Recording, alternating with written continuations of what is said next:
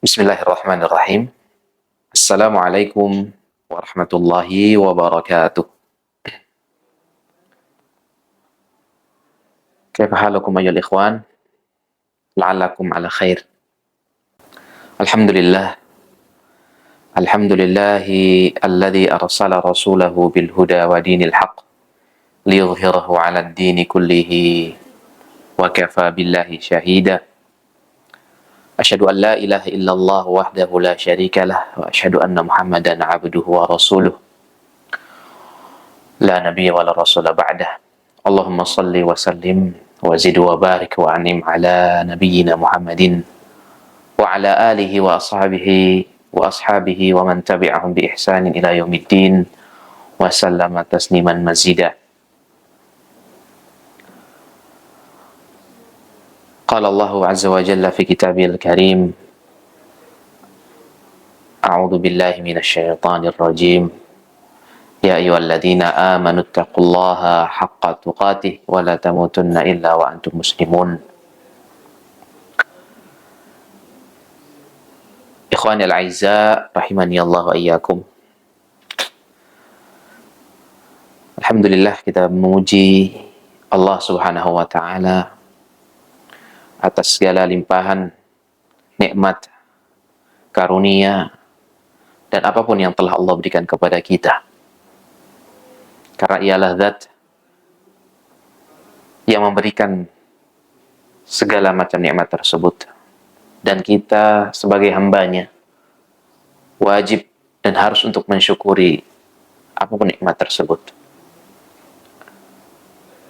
Kemudian tak lupa salawat dan salam kita berikan kepada baginda kita, suri tauladan kita, Nabi besar Muhammad sallallahu alaihi wasallam,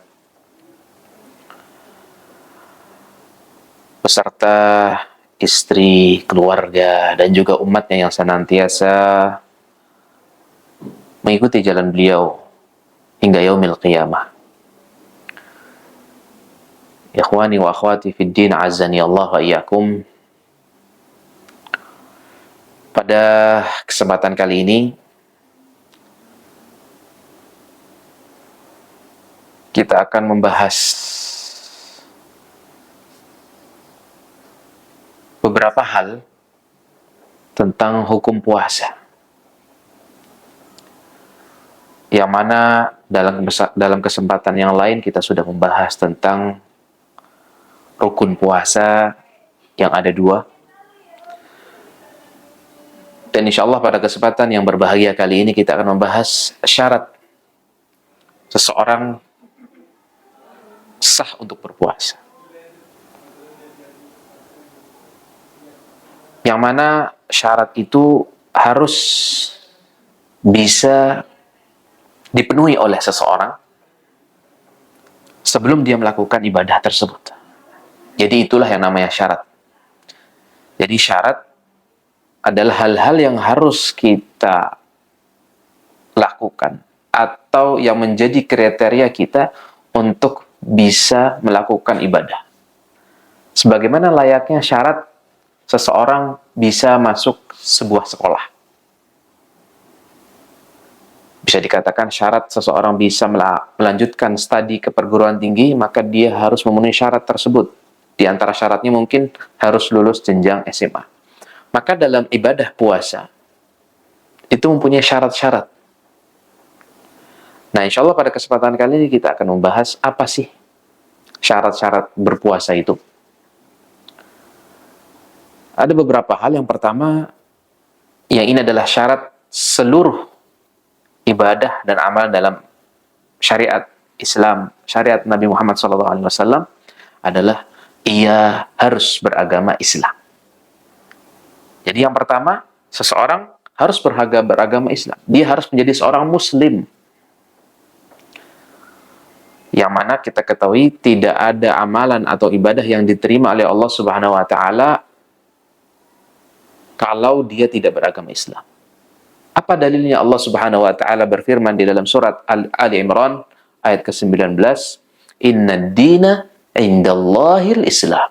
Sesungguhnya agama yang diridhai atau yang diterima di sisi Allah hanyalah agama Islam. Ini menjadi dalil bahwasanya tidak ada orang yang belum masuk agama Islam yang akan diterima amalnya oleh Allah Subhanahu wa taala. Jadi, syarat pertama adalah dia wajib beragama Islam, baik perempuan ataupun laki-laki. Jadi syarat pertama ini mutlak. Tidak bisa, tidak. Harus ada di dalam kriteria seorang yang ingin beribadah. Yang kedua adalah al-aqil atau berakal. Dia mempunyai akal yang baik. Akalnya berfungsi. Maka bagi orang-orang yang akalnya tidak berfungsi, seperti contohnya, mohon maaf, ketika ada orang stres kemudian menjadi gila, yang mana akal mereka tidak bisa mereka gunakan dalam keseharian mereka, maka bagi mereka tidak ada kewajiban untuk berpuasa. Orang gila,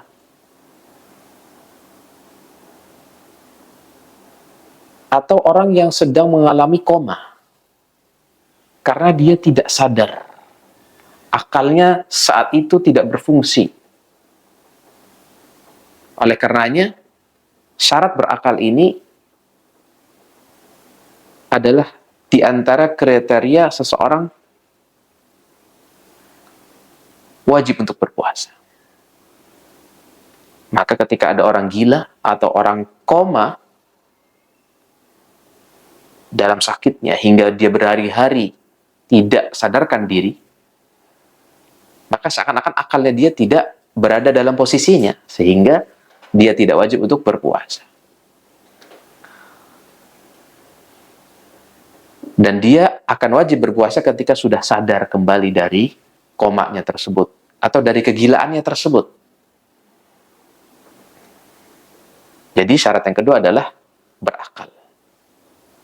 Kemudian yang ketiga adalah baligh atau mencapai umur baligh. Dan tanda balighnya seseorang mempunyai banyak dari satu tanda, lebih dari satu tanda. Bagi anak-anak yang di jenjang SD ataupun SMP, atau mungkin bahkan SMA, masing-masing mempunyai tanda dan ciri baligh yang berbeda. Namun ada beberapa tanda yang menjadi kepastian.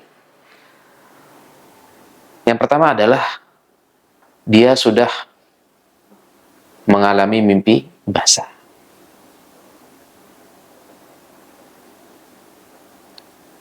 Dan khusus untuk wanita, dia sudah keluar darah haid. Itu menandakan bahwasanya dia sudah berubah fase dari anak-anak menjadi dewasa dengan tanda-tanda baligh tersebut. Maka anak-anak yang sudah mendapati tanda ini adalah tadi beberapa tanda dari tanda-tanda yang membedakan seseorang sudah baligh atau belum. Ya. Tadi kami sebutkan mimpi basah atau keluarnya air mani dari kemaluannya. Dan khusus untuk wanita, ada tanda juga yang jelas, yaitu keluarnya darah haid. Maka bagi kita atau bagi siapapun yang memiliki adik, putra-putri, atau yang sudah terdapati hal ini, maka dia wajib untuk berpuasa. Dan bagi anak-anak yang belum mendapati tanda-tanda balighnya, maka dia belum wajib untuk berpuasa. Itu yang ketiga. Yang keempat, al-iqamah, yaitu mukim, seseorang yang menetap dalam sebuah daerah. Dia tidak lagi sedang bersafar atau bepergian. Maka bagi orang yang menetap di sebuah daerah, maka bagi dia wajib untuk berpuasa. Namun, tatkala kita harus bepergian, dan kita menyandang status sebagai musafir, maka di situ gugur kewajiban berpuasa. Makanya Allah pun memberikan rukhsah atau keringanan bagi orang-orang yang bersafar untuk tidak berpuasa. Jadi di antara hal-hal yang boleh seseorang tidak berpuasa Ramadan adalah dia dalam keadaan safar atau bepergian. Ketika kita mengetahui bahwa orang safar tidak wajib untuk berpuasa, maka syarat berpuasa atau syarat wajib seseorang berpuasa adalah dia harus menetap di dalam sebuah daerah, tidak kemana-mana. Dan ini menjadi dalil bahwasanya agama kita, agama Islam adalah agama yang penuh dengan rahmat, penuh dengan kemudahan. Oleh karenanya, bagi siapapun yang tidak bepergian kemanapun, maka dia wajib untuk berpuasa. Namun bagi yang ingin melakukan sebuah perjalanan, misal kita akan mudik nanti menjelang hari Lebaran, maka dipersilahkan untuk tidak berpuasa bagi yang merasa sulit. Kemudian yang kelima,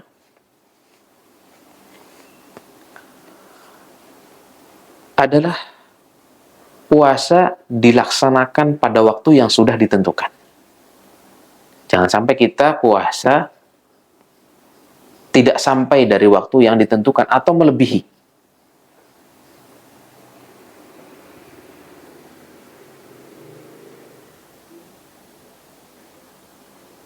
Banyak orang itu berpuasa justru beberapa waktu sebelum waktu subuh datang. Atau sebagian mereka malah berpuasa belum sampai waktu habis. Ya. Maka ini sebuah hal yang keliru. Kita harus menyesuaikan itu kapan? Mulai dari terbit fajar hingga terbenamnya matahari. Dan syarat yang keenam, dan ini terakhir yang akan kita bahas kali ini, adalah syarat yang dikhususkan untuk kaum wanita. Para perempuan adalah mereka yang sedang dalam keadaan haid dan nifas tidak wajib untuk berpuasa. Maka syarat yang keenam adalah para wanita dan perempuan tidak dalam keadaan haid atau nifas. Jadi ini syarat yang keenam, syarat tambahan untuk para wanita khusus. Adalah mereka tidak dalam keadaan haid atau nifas. Yang mana haid adalah datangnya darah yang keluar, ya, yang mereka istilahkan datang bulan atau menstruasi, dan ini yang menjadi penghalang seseorang wanita berpuasa. Maka ketika waktunya haid datang, menstruasi itu datang, tidak lagi wajib bagi mereka untuk berpuasa. Atau nifas, yaitu darah yang keluar setelah melahirkan. Jadi bagi ibu-ibu yang dia melahirkan sebelum atau di saat bulan puasa, bulan Ramadan, maka pada masa-masa itu, masa-masa setelah kehamilan, pasca kehamilan, dia pasti mengeluarkan darah, yang itu namanya darah nifas, maka bagi mereka tidak wajib untuk berpuasa dan bisa diganti di waktu yang lain. Jadi mungkin itu yang bisa kami sampaikan pada kesempatan kali ini, syarat-syarat puasa bagi kita, seorang muslim, dan yang keenam tadi adalah syarat khusus untuk wanita muslimah atau perempuan. Barakallahu fikum, billahi taufiq wal hidayah. Assalamualaikum warahmatullahi wabarakatuh.